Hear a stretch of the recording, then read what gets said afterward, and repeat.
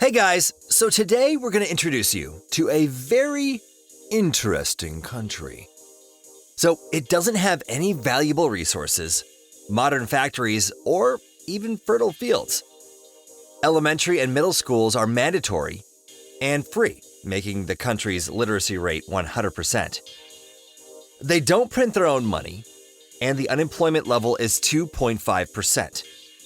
There's also no airport or rail transport, and a total of just 125 miles of asphalted roads. The country has never had an army or a ministry of defense.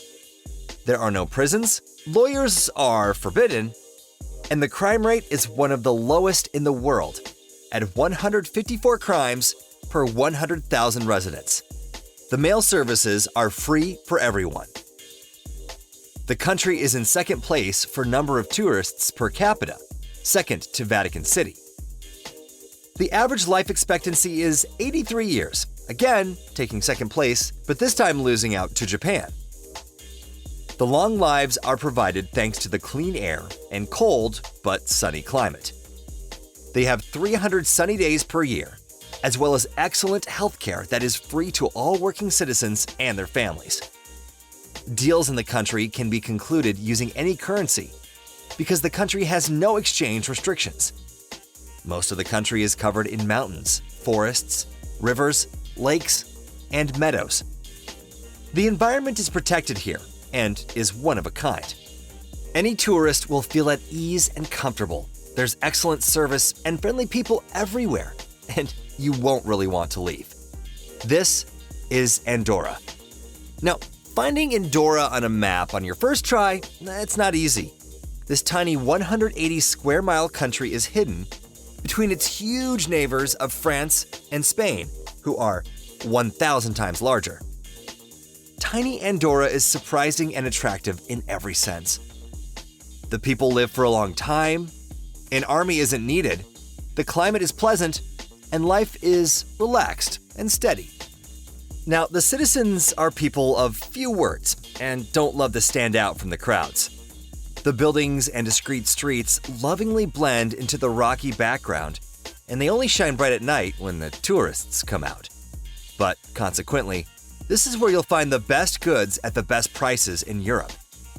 The entire country is a duty-free area, so it's no surprise that you can find famous brands in the shops here for 20 to 40% less than in other European countries.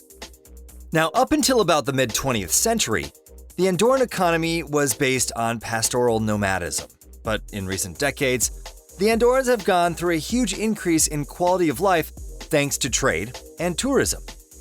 Now, the demand for the labor force, thanks to the economic success, caused intense immigration from Spain and Portugal to a lesser extent that greatly increased the country's population. So today, Andorra makes its money mostly on tourism, thanks to its geographical location. The country is located between the Pyrenees Mountains that have many ski resorts, and Andorra's calling card is the world-famous Andorra La Vella Resort. Additionally, the lack of many taxes on export allows them to maintain the low price level, making trade tourism possible. Profitable shopping attracts tourists from neighboring Spain and France that Andorra shares borders with, as well as tourists from other European countries. The tiny country with 90,000 people is visited by over 10 million tourists every year, making it one of the most touristy countries in the world. There weren't any serious armed conflicts in Andorra over the last 10 centuries, so they never needed an army. The police consist of 240 employees, which is enough to solve the rare conflicts between citizens or tourists. Naturally, prisons and lawyers aren't needed here. Andorra is associated with France and Spain. This means it is an independent country, but still trusts its neighbors with two co-princes, the President of France and the Catholic Bishop of Urgell from Spain. You'd be surprised, but until 1993, the Andorrans paid their protectors tribute every year. 960 francs to the President of France and 460 peseta, 12 heads of cheese, 12 capones, 12 partridges, and 6 hams to the Urgell Bishop. But according to the new constitution, the country is really ruled by its parliament, a single house, the General Council. Meanwhile, it's worth noting that Andorra is not part of the EU and France and Spain are responsible for defending it.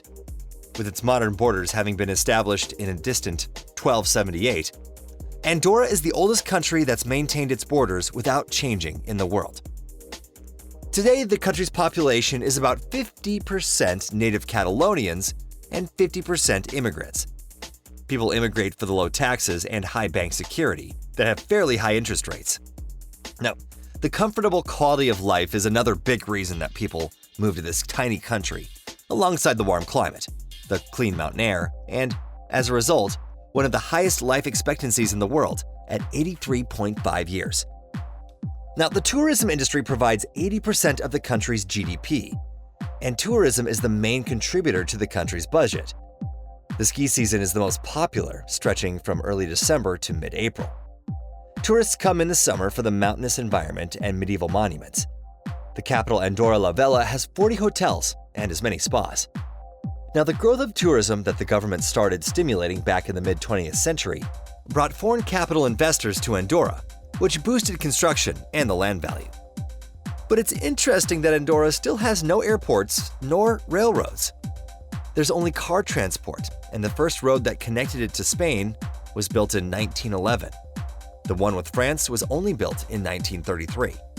However, if you look at the economic system of Andorra more intentionally, it becomes pretty clear. It's based on the principles of libertarianism. All this led to Andorra today being a European tax haven, with the banking sector playing a large role in the economy.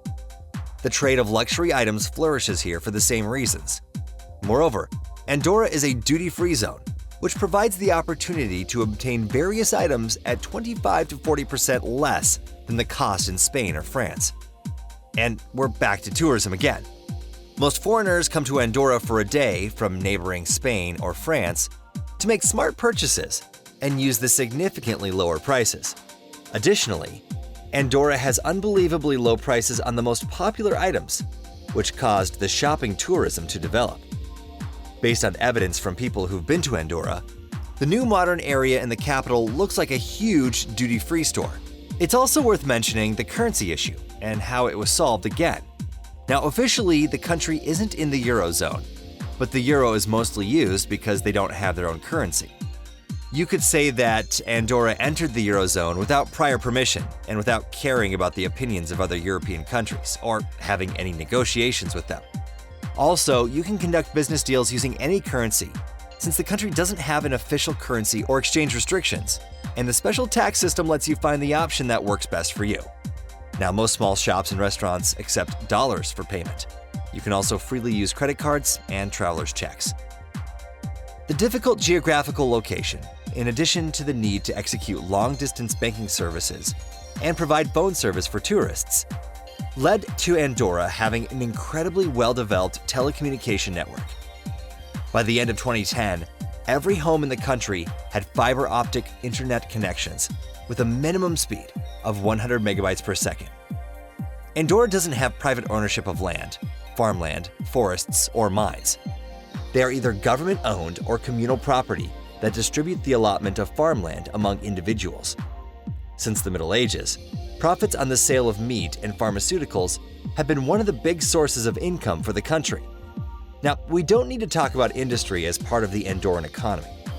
There is a series of small factories, but they don't play a significant role in the country. There are sources of iron ore that provided the growth of primitive metallurgy in the past that ran out in the late 20th century. Now, currently, Andorra has to import its metal products from other countries. One of the biggest sections of the Andorran economy is electricity production. Various parts of the country have small but powerful rivers that have small power plants that provide electricity to the nearby villages. The largest of them is a 26.5 megawatt plant in the city Leskovo on the Valeria River. Now, some of the electricity produced there is exported to Catalonia. The sector connected with foreign tourism, namely producing local souvenirs, has seen large growth in recent years. Andorran visitors can pick among excellent Andorran wines that are stored in small glass bottles, with wide necks and narrow mouths, like the Perona, as well as huge cigars up to 1.5 feet long that weigh almost 2 pounds. But the development of agriculture is limited since only 2% of the land is good for farming. Now, when talking about the success of Andorra today, it's worth remembering that this country was closed and poor for many centuries. Its citizens lived off their modest farming and their extensive contraband across the Spanish-French border. Only after World War II did the country start to see the changes that would turn it into one of Europe's most prosperous countries. But Andorra needed to open itself to the world first and lay the foundation for its economy using libertarian principles. Their government is involved in the economy as little as possible, and private business works almost without any limitations. This small mountain country that only shook off the yoke of feudalism in 1993, despite the pandemic, has a GDP of $50,000 per capita and a minimum monthly salary of $1,158, which shows stable growth. The quality of life is definitely higher than in neighboring Spain that has had many colonies around the world. How do they do this? Maybe the answer is in the people, in their cultures and traditions, or maybe it's the exclusive freedom. Well, let me know what you think in the comments.